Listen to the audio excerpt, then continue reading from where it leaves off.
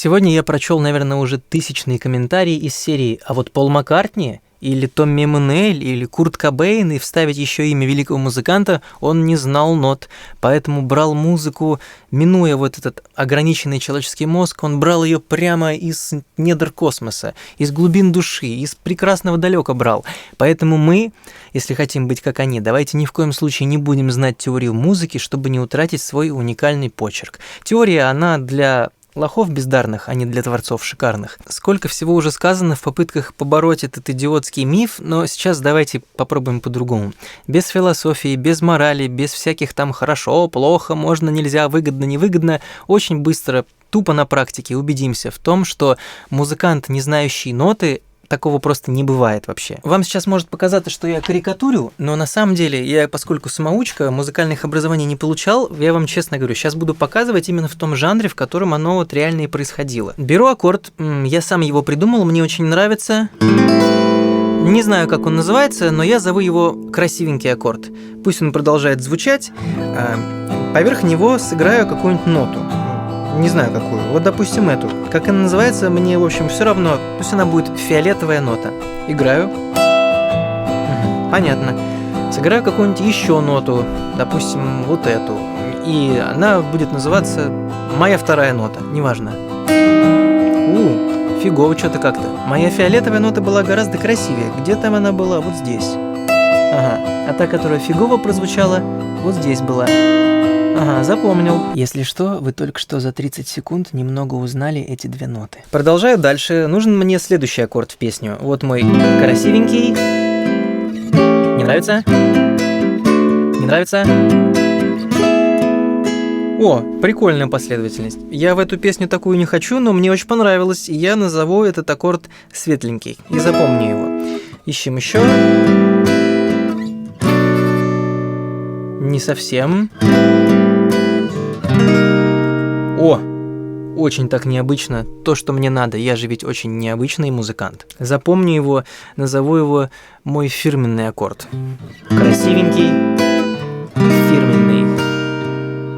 Значит, звучит мой фирменный аккорд, и я пробую на него те свои ноты.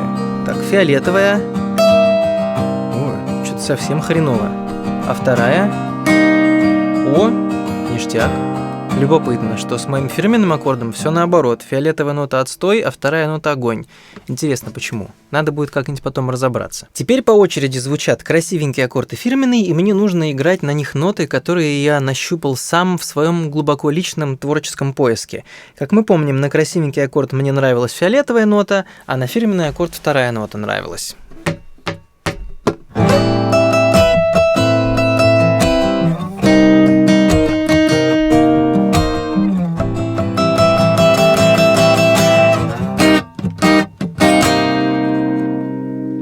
А если я буду шутить с друзьями и изображать чувака типа без слуха и без вкуса, то я сделаю все наоборот. На красивенький аккорд я сыграю вторую ноту, а на фиолетовый сыграю фиолетовую.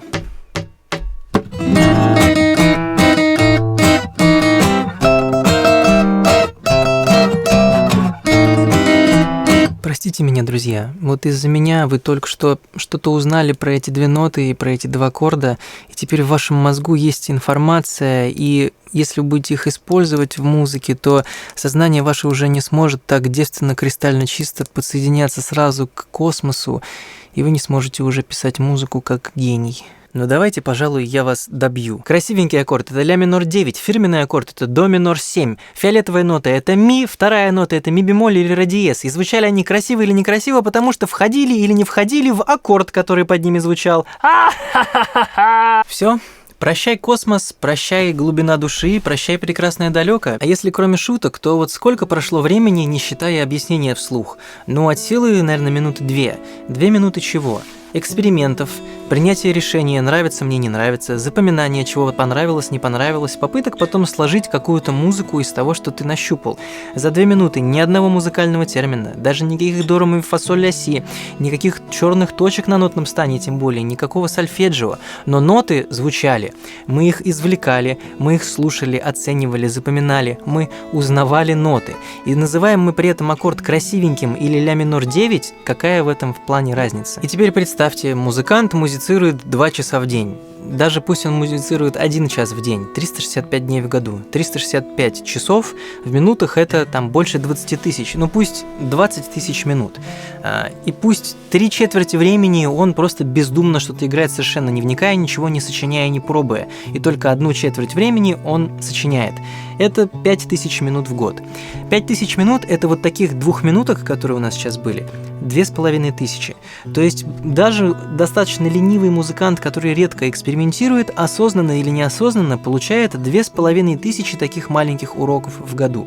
И подумайте, сколько в юности играл на гитаре Пол Маккартни и остальные замечательные музыканты. Поэтому любой музыкант, который много лет сочиняет музыку, импровизирует или даже просто пишет себе партии, он очень-очень много знает всякого про ноты и про аккорды. И как они у него внутри зовутся, там, красивенькие фиолетовые, это совершенно другой вопрос, вопрос удобства и коммуникации. Потому что даже правильные названия нот и аккордов, да, что делает их такими вселенски правильными, да? Нигде же в космосе не летает какая-то божественная плита со времен сингулярности, на которой написано каким-то, не знаю, каким языком, что вот эти ноты и вот эти частоты – это ля минор 9. Нет же. То есть просто люди собирали этот багаж каких-то образов, представлений, наработок и поняли, что нужно это как-то систематизировать, чтобы использовать. А называть аккорды красивенькими и фирменными, ну как-то, в общем, непрактично, когда у тебя их сотни. Таким образом, все эти ноты и термины музыкальные – это точно такие же фиолетовые красивенькие, о которых ребята просто договорились, чтобы было удобно, чтобы не было такого, что я прихожу на репетицию и говорю: пацаны, я песню написал, давайте, начинаем с красивенького. Вася говорит: а красивенький это какой? Я ему показываю, он говорит: здрасте, какой же это красивенький? Это 18-й мизиничный аккорд по моей Васиной системе. И еще одна вещь, на которую часто давят, говоря про незнание нот, это про умение читать и писать ноты. Мол, не умеет читать и писать ноты, не знает ноты, значит гений, космос и так далее. Очень странная хрень. Вот моя 5-летняя дочь, она со мной много времени проводит и знает меня лучше, чем, наверное, все вы. Но при этом она не умеет читать и писать, поэтому если она увидит мое имя, то папку-то родного и не признает. И написать мое имя она тоже не может. Что же она, получается, меня не знает, что ли? Ну, нифига подобного. Другое дело, что чего здесь бояться умения читать и писать ноты? Если моя дочь научится читать и писать, она что, потеряет возможность со мной человеческие отношения прямые иметь? Нет, наши отношения обретут еще одну плоскость. Они станут богаче. Мы сможем с ней читать и писать друг другу и читать и писать друг о друге. Еще один такой любимый аргументище мощный – это вот: смотрите, выпускники музыкальных школ, все они знают эти ноты и не могут красивую музыку нам создать, а вот тот вот человек нот не знает, и он стал известным и прекрасным. Эта логика, конечно, такая вот в жанре телевизора. То есть мы берем огромную группу людей, которые мы можем определить, выпускники музыкальных школ, и видим, среди них 1% становится профессиональными музыкантами, либо зарабатывают, либо известны, либо как-то признаны, неважно, какой-то критерий успеха. С кем мы их сравниваем? С какими-то отдельно взятыми ребятами из другой группы, которые пробились.